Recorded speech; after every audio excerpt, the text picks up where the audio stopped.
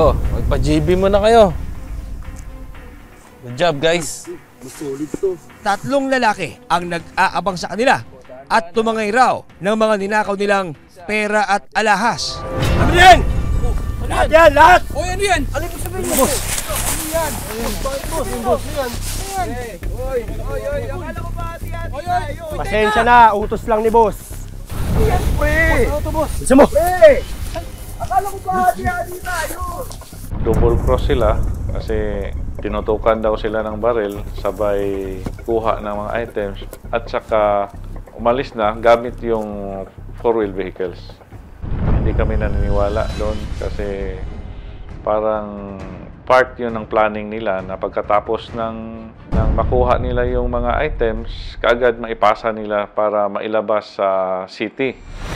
Sa pagkakaaresto ng 5 suspect, kabilang sina alias Kokoy, alias Joji, alias Dodi, alias Totoy at alias Hector, sinampahan sila ng kasong robbery, habang si alias Eric tumayong saksi sa kaso ayon sa mga pulis.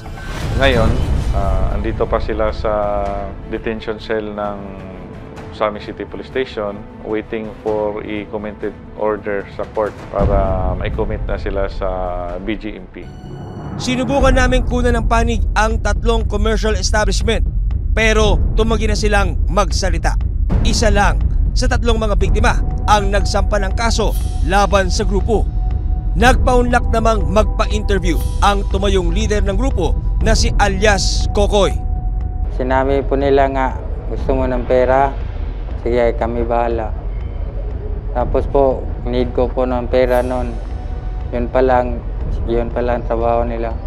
Kaya sumama na rin po ako. Po, nagsisisi po kami. Bakit kami sumama sa kanila?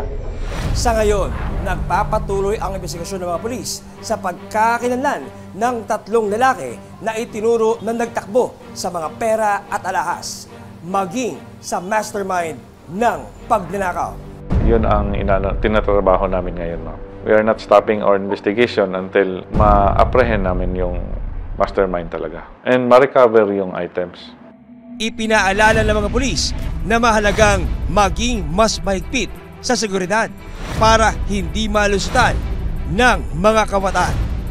Yung mga mall natin, ma'am, para maging secure talaga ito, dapat yung CCTV natin updated at saka may nakaman talaga.